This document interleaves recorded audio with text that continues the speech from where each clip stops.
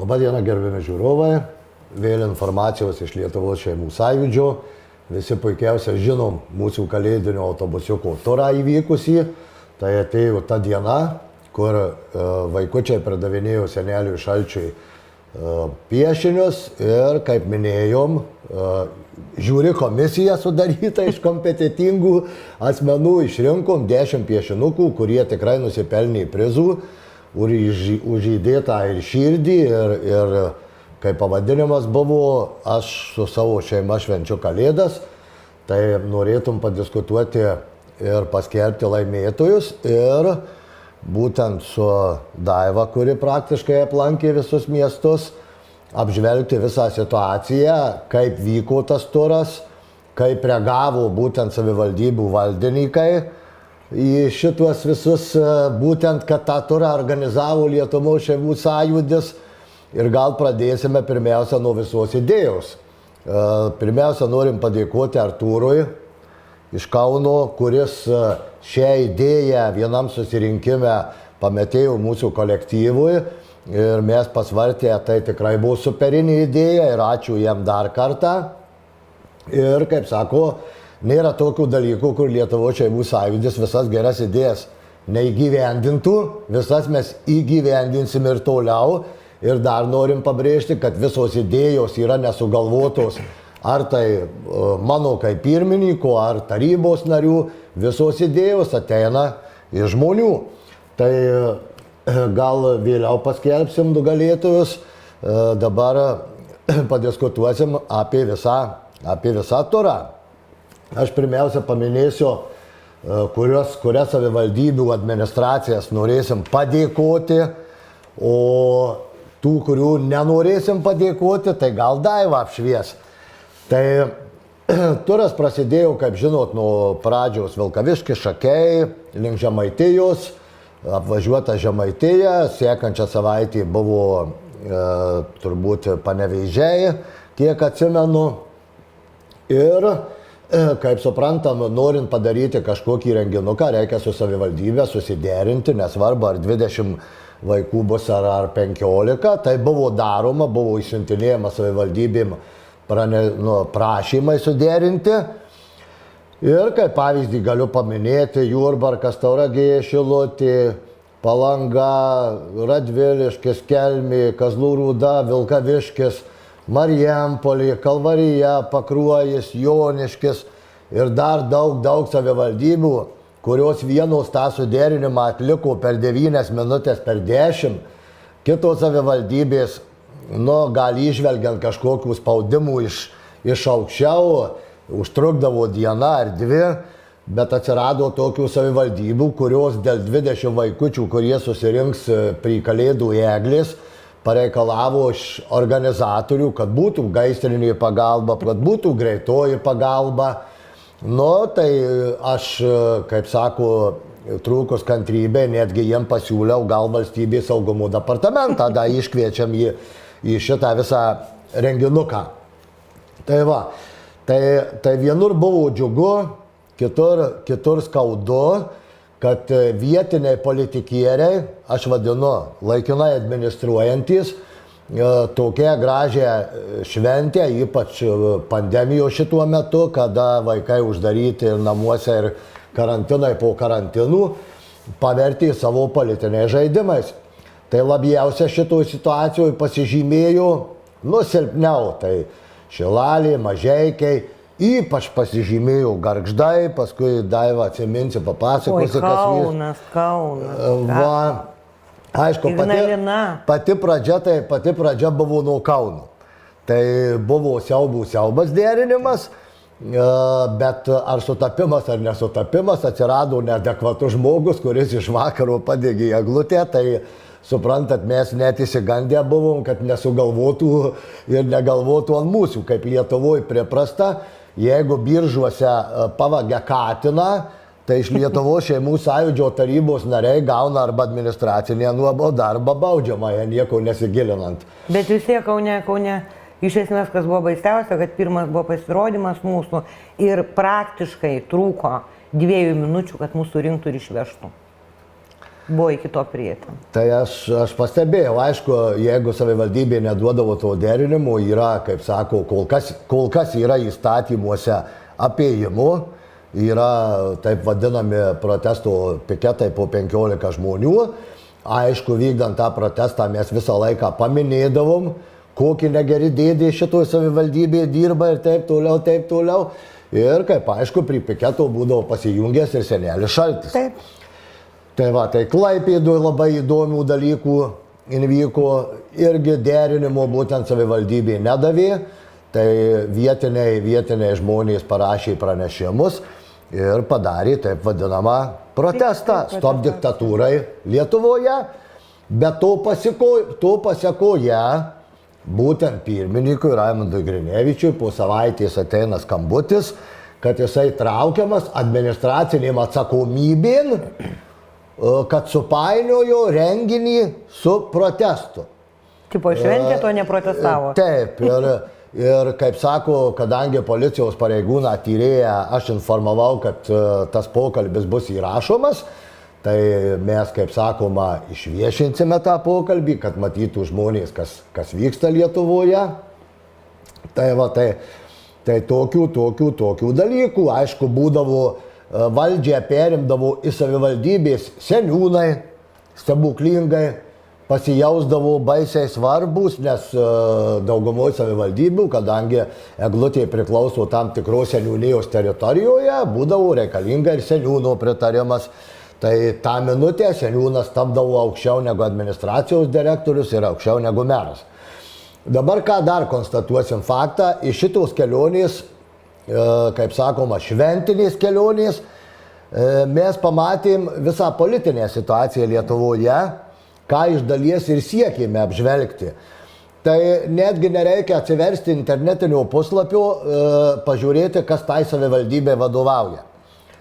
Pateiki prašymą ir iš karto gali pasakyti, kas tai savivaldybė vadovauja. Tai galiu vėl paminėti tą patį mūsų šaunieji liberalai, konservatoriai ir kaip nekeista nustebau, vieninteliai socdemai Ignalinoje. Taip. Marijampolės socialdemokratai geranoriškai priėmė, davė privažiavimą prie pačios eglutės. Marijampolė tikrai vyko superiniai šventį. O Ignalinos administracijos direktoriai paminėjo, kad jeigu norite, kad senelis Šaltis pabūtų Daboklėje, tai prašau, važiuokite. Ir irgi įrašas yra. Taip, irgi šituo klausimu mes informavom ir Ignalinos būtent tarybą, Ignalinos tarybos opoziciją, kadangi pokalbyje administratoriai labai gražiai pasakė, cituoju sakinį, perkeltine prasme, kad jos nedomina Ignalinos savivaldybės įvaizdis. Tai pagalvokit patys, kaip toj pačioj savivaldybėje dirbant vadovaujantį postą ir jeigu įvyksta kažkoks ginčas su Lietuvos šeimų sąjūdžiu, tai jūs nevažiuokit, mane nedomina net Ignalinos savivaldybės įvaizdis. Nors tiek Visagine, tiek Ignalinoje tikrai buvo superiniai žmonės. Superiniai. Ir pats įsimintiniausias yra ir video medžiaga, pats įsimintiniausias, tai Daiva norėčiau, kad apie Ignaliną paminėtai, nes Ignalinos savivaldybė, galima drąsiai sakyti, nuskambėjo pačiu negeriausiu, bet blogiausiu žodžiu iš Lietuvos savivaldybių. Plačiau truputį trumpai apibėkite Ignalinos įvykius. Tai ką, Ignalina, priėjom iki tokio absurdo, kai sužinojom, kad galim būti išvežti, patupdyti. Žinoma, mes to neįsigandom, šiaip gal smagu būtų nauja patirtis, bet kadangi jau tai buvo prieš pat šventės, kažkaip norėjosi visgi Kalėdas su artimaisiais namie praleisti. Tai už tai mes buvom pasiruošę tam, kad mus ims. Tai mes darėm ne šiaip programą kažkoją tai, bet buvom priversti iš vakaro pagalbinėm priemonėm pasidaryti netgi protesto plakatus. Sakysim aš, kaip Elnė, kaip Kalėdų senio atstovė, stovėjau priešais savivaldybės merijos, ar ne, langus su plakatu ponė Balinskienė. Čia administracijos direktorės Labai pavardė. gerai, kad pavardę Ponė paminėjai. Balinskienė. Šalin rankas nuo Kalėdų senelio. Ir aš stovėjau su tokiu plakatu protesto. Dar porą žmonių, kurie mus palaikė, taip pat buvo su plakatais. Ir ką, buvo atsiusta policija, aišku, policijos buvo daugiau negu susirinkusių, nes surinkę žmonės be abejo bijojo prie mūsų prieiti, nežiūrint to, dėkui mūsų Kalėdų seniui, kuris vis tik sugebėjo vaikams dovanas išdalinti, žinoma, be jokios specialios programos, nes šiaip kitur mes pašokdom su vaikučiais, pažaisdom. Čia, kadangi mes žinom, kad čia mes iš viso tik protestuoti turim teisę, tai mes programos nedarėm. Kalėdų senis pasikavoja su žeglutės, išdalino vaikams dovanas, o mes per tą laiką kvietėm ponę Balinskienę šokti su Kalėdų seneliu, kvietėm ateiti pabendrauti. Žinoma, ji neišėjo, bet atsiuntė policijos, kaip sakiau, ir jos buvo daugiau negu mūsų. Tai ką, jie labai stipriai nepuolė, bet ir labai stipriai kalbėti su mumi, kalbas nesileido, stovėjo nuo mūsų per kokius 3-5 metrus turbūt ir labai atidžiai stebėjo, ką mes veikiam, ką mes kalbam, kuo mes susijimam, bet matomai nerado preteksto mūsų surinkti, tai tada mes savo daiktus surinkom ir išvažiavom kitur. Jo, nu čia sakau, kažkaip aš pokalbėje su administracijos direktorė, tai paminėjau, kad, sakau, Ignalinos savivaldybei man kaip ir atrodė, nu tikrai dar ne konservatoriai, ne liberalai, dar adekvatus. Bet užstrigo tam pokalbio metu labai vienas momentas užstrigo. Kadangi aš esu partijos narė, mes savo vaikučius apdalinome ir šokoladais, ir saldainėm. Ne, tai buvo, apdalinsim. Ne, man telefonė sakė, apdalinom. Apdalino mokyklos vaikus, o sakė, apdalinsim, jeigu mums reikės partijos vaikus. O jūs, tipo, nu, mes čia neverksim, kad jūs neatvažiuosit, tai toliau dar, tipo, džiaugsimės, kad jūs neatvažiuosit. Vienu žodžiu, taip, to pokalbio metu buvo grynas skirstimas. Yra jų Lietuva, tai yra partiniai vaikai ir Lietuva. Ir yra visi likusieji, dėl kurių jinai nemato prasmės stengtis. Ir vėl paminimamas eilinis vadinamas COVID reikalas. Taip. Reiškia, prie eglutės motyvai, kad labai daug užsikrėtimų susirgs ir tuo pačiu siekiančiu sakiniu pamini, kad partinių vaikų kovidas negriebė. Tėvai nori daryti, tai jie darželiuose pasidaro ir viskas tvarko. Ten covido nėra. Ten covido darželiuose. Ir jų partijos vaikam irgi nėra covido. Jo, darželiuose covido nėra. O kas liečia Gargždų savivaldybę, tai būtent po Gargždų savivaldybės policijos priekaištų, kad per garsiai muziką leidžia ar panašiai, aš asmeniškai turėjau pokalbį su Klaipėdos komisaru, bandžiau paaiškinti, nes labai tikrai negražus buvo įvykis, kadangi vieni tėvai su vaikučiais įsigandė būtent policijos bereikalingo stebėjimo, jie pasitraukė ir gal ne vienas ir ne du vaikai išėjo verkdami namo. Tai būtent policijos komisarui aš paminėjau tokį klausimą, kad ką vaikai iki 19 metų jau paklausus, kuo nori būti, tai pirmas žodis būdavo policininko. Tai kokį jūs įvaizdį padarot ir mes suaugę žmonės, ar Lietuvos šeimų sąjūdžio, ar tie, kurie važinėjo, ar taryba, mes tą kartelę kažkaip praeis kelios dienos ir viskas pamiršta. Bet kas vyko tuo pačiu momentu viešoje erdvėje, Facebookuose, telegramuose, aš pacitavau komisarui, kad būtent agurkas tai yra pats silpniausias buvo išsireiškimas apie policiją. Tai kam žlugdyti policijos autoritetą tokiom smulkmenom? Tai ateičiai norėčiau, kad ir generalinis komisaras, bet aš kiek supratau, jisai tikrai atkreipė dėmesį į šitą dalyką, kad tokie dalykai nesikartotų ir Lietuvos šeimų sąjūdis darė taikę, gražią vaikučiam šventę.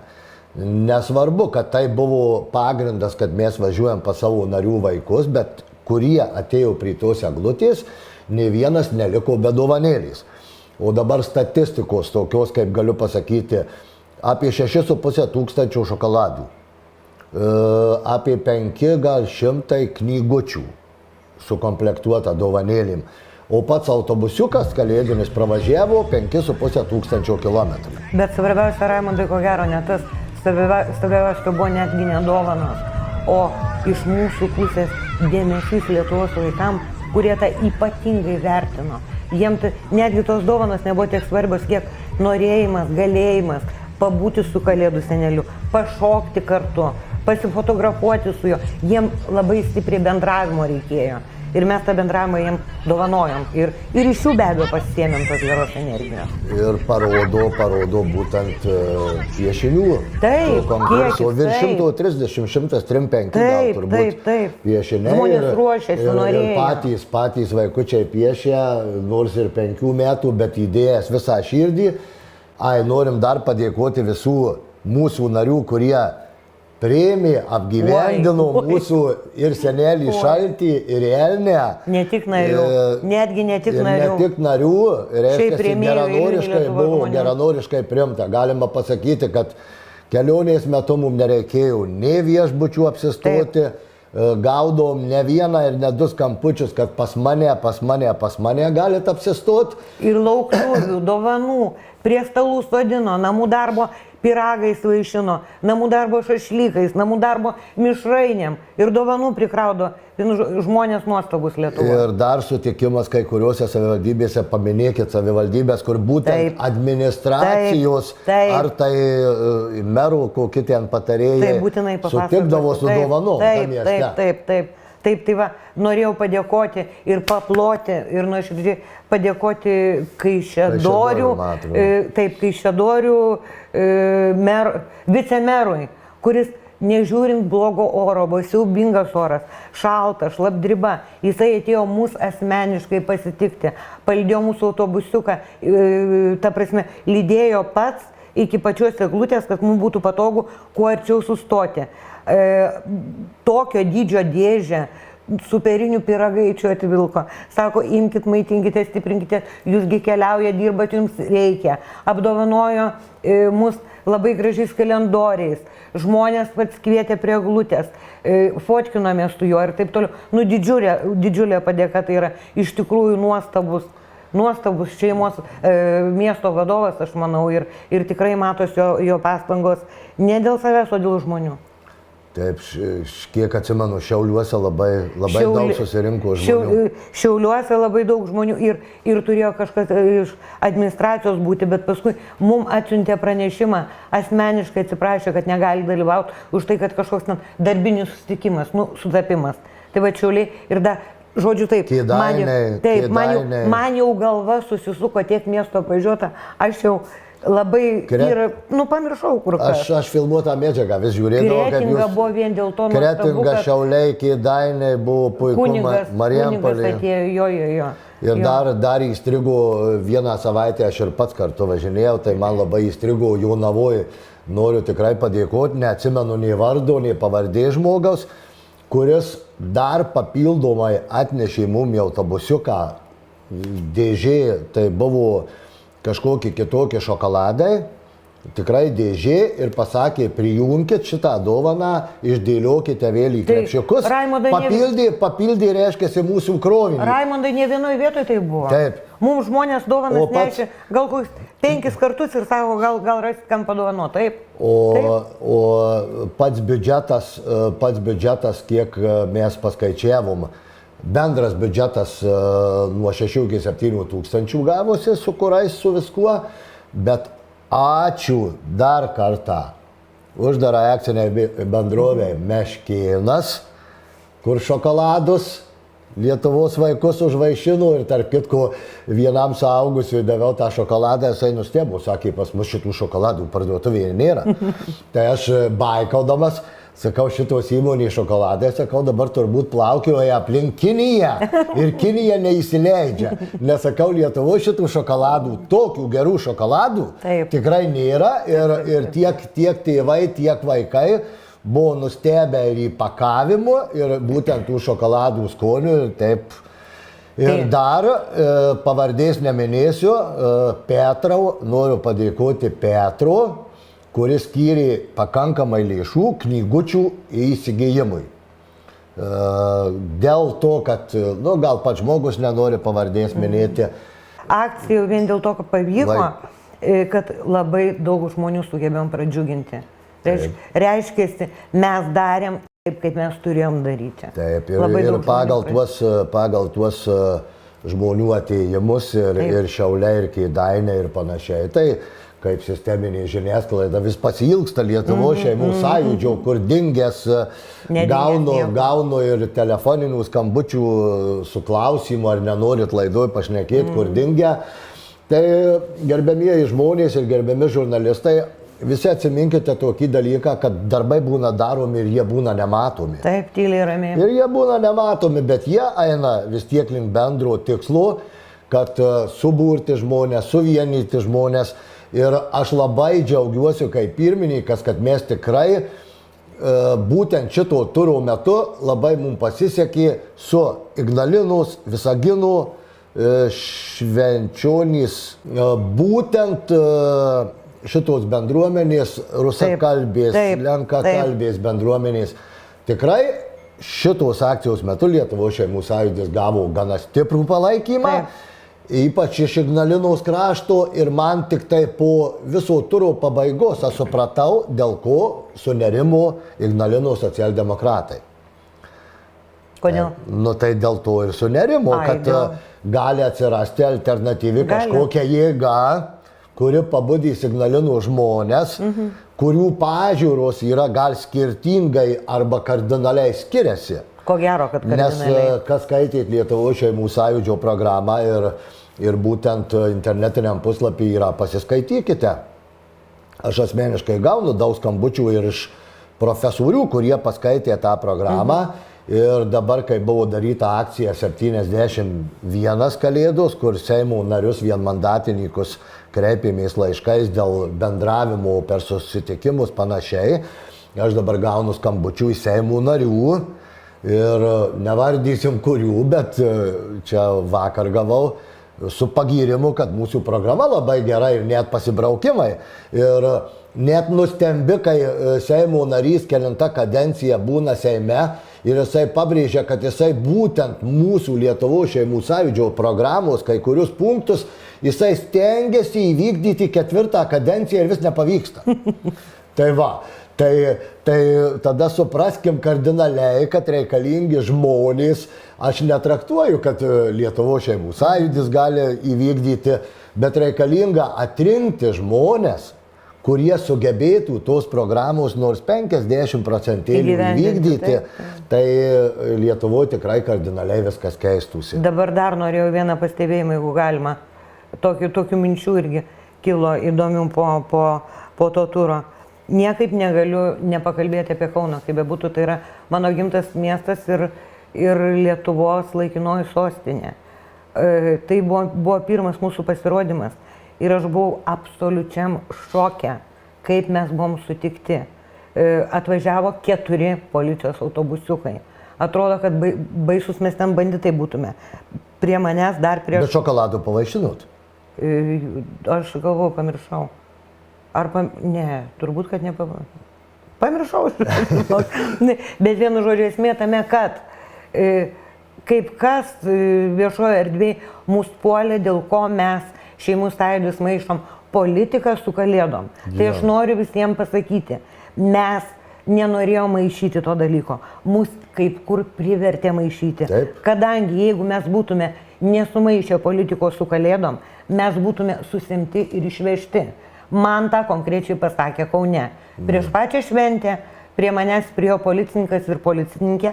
Ačiū policininkai, kuri buvo labai maloni ir geranoriška, o policininkas toks buvo 2 gubai už mane didesnis ir į plotį, ir į ūgį, kad mane turbūt prislėgti. Ir jis iš karto pradėjo ant manęs rėkti ir pasakė, kad čia visai ne protesto akcija, kad mes turim pilną teisę jūs išvežti už tai, kad jūs atvažiavot su kalėdų seneliu ir kalėdų senelis jų požiūriu negali protestuoti. Aš tada sakiau, nesakau, mes protestuojam. Sakau, jeigu kalėdų senelių nedavė išdalinti vaikam dovanų paprastai, tai mes atvažiavam po dėdės mero langais. Ir jie stovėjo ir mano pradžioje šventės klausė, ar aš paminėsiu, kad tai yra protestas ar ne. Aš buvau priversta kalbėti apie Grinčą, apie blogus tetas ir dėdės. Žodžiu, buvo daug nusišnekėjimo, bet vien dėl to, kad mūsų neišvežtų. Ir toliau, ir kitose miestuose mes buvom priversti, ten, kur negavom suderinimo, pradėti savo programą nuo tos trenktos tipo absoliučiai nesusijusios politikos. Kalėdom, Taip, bet mes taip, mes buvom tai vat visų, kuriem mes užkliuvom dėl to, kad mes tipo politikavom, tai noriu atsiprašyti, bet ne savo vardu, o mūsų trenktų dėdžių ir tėtų piktų vardų, kurie sumaišė šitas savokas dvi. Va, o sakysim, ir va, tai čia Kaunas, laikinoji sostinė, o va, rusakalbių kraštas, ar ne? Kur praktiškai lietuvių beveik nėra lietuvių, kurie žmonės kalba lietuviškai su akcentu geroku. Visaginas, ar ne? Tokioj šventės, aš nesimenu, kada buvo. Su juo praktiškai beveik visas miestas. Ir taip, kaip jie, ir visi kalbėjo su mumis, sako, mes suprantam, kas vyksta Lietuvoje, mes atėjom jūsų palaikyti. Ir taip, kaip šitie žmonės, kurie atseit ne lietuviai, kaip jie rūpinasi savo šeimomis, kaip jie bendrauja su vaikais ir suaugę, gi atėjo ir suaugusių pilna buvo ir ne tik vaikų. Tai ko gero iš tos slavų tautos mums reiktų netgi pasimokyti ir vieningumo, ir tos pagarbos tradicinėm vertybėm, ir nebaimės protestuoti. Ir įsivaizduojat, Visagine po renginio prie mūsų autobusiuko priėjo atstovai iš Visagino bendruomenės ir mums padovanojo dovanas. Sugraudino tikrai iki ašarų. Rankų darbo pirkinių maišeliai, natūralios drobės siuvinėti, ant kurių išsiuvinėtas šūkis neprarast vilties.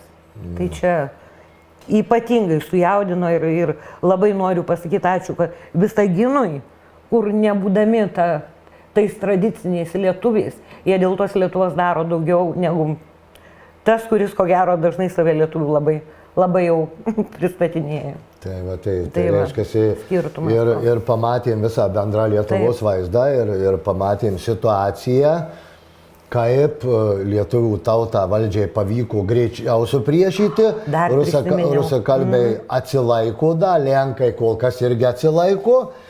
Tai kaip jūs sakėt ir labai gerai, kad pasimokyt galėtume iš... Dar prisiminiau vieną esminį dalyką, tik neatsimenu, žinokit, kur, nes galvoju suko, atvažiavo iš globos namų vaikučiai su auklėtojom, vaikų amžius nuo 7 iki kokių 14-15 metų.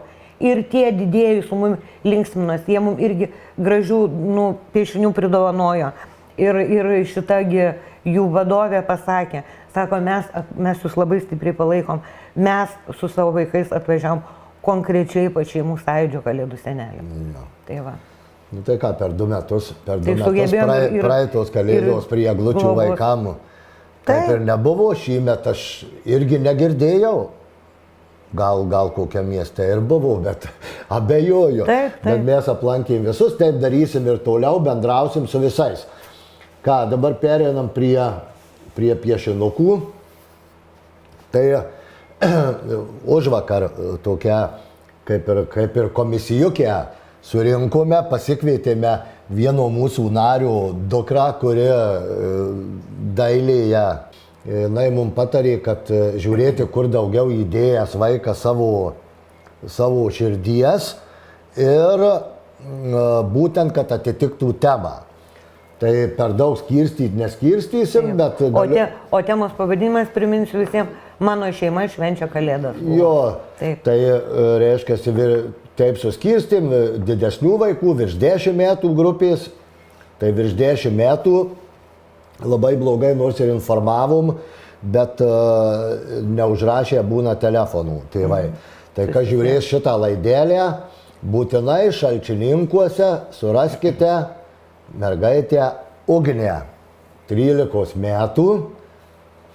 O dabar pereinam į pačio smagiausio etapo, kaip minėjom, 6-7 paskelbsim šią minutę 10 atrinkę piešinukų, kur vaikučiai įdėję daugiausia savo širdies, savo sveikatos ir atitinka temą, o tema kaip vadinosi? Mano šeima švenčia Kalėdas. Taip. Tai dabar piešinukai bus ne iš eilės, aš tik tai pavardysiu būtent vaikučius, tai visi dabar bandysim ieškoti Ugnį, Šalčininkai, 13 metų. Telefonų nėra duota, tai kas Ugnę pažįsta, ar tėvai mato, tai būtinai susisiekit, padiktuoju emailą r.grenevičius@seimusąjūdis.lt arba mano susirasit šeimusąjūdis.lt puslapyje. Tai kaip minėjau, Ugniai Šalčininkai, dabar Dmitrij Malnik, Visaginas. Telefonas yra, adresas yra, tai čia problemų nebus, surasimės patys susisieksim. Dabar Darina Fadėjeva, 9 metukai, Visaginas. Kaip minėjau, kad labai daug iš Visaginų, tai yra trinktų daug iš Visaginų yra. Dabar toliau. Emilis, 5 metai, iš Kalvarijos savivaldybės. Adresas yra, kontaktas yra, su tėveliais susisieksim. Sekantis. Taip.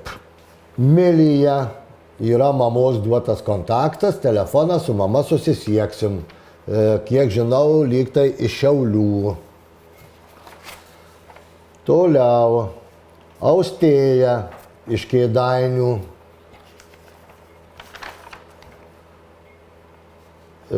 Dabar labai gražus piešinukas, tikrai čia turi būti mažiukų vaiko, Paulius iš Vilkaviškio. Tai šitą Paulių būtinai, jeigu tėveliai girdit ar giminės, Paulius iš Vilkaviškio, pagal piešinuką, čia daugiausiai iki 5 metukų. Bet tiek įdėta širdies, tiek įdėta ir piešta su akvarelė, tai labai, kaip dailininkai sako, sunkokas darbas, tai šitą berniuką tikrai norėtum surasti. Dabar norėčiau ir tą taip vadinamą žiūri komisiją. Vienas piešinukas labai užkliuvo ir įstrigo.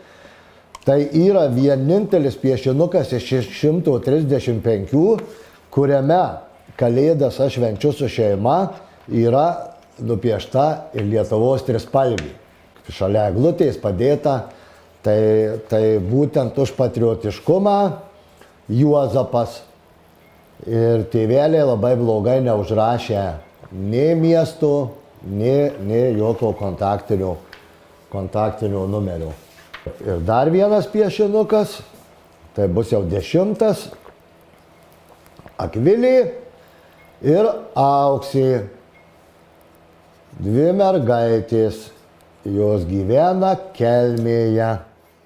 Ir dabar paskutinis, ne piešinukas, bet darbelis, jisai tikrai neatitinka temos, aš švenčiu su šeima Kalėdas, bet būtent komisija pasakė, kad šitą piešinuką apdovanoti už išradingumą.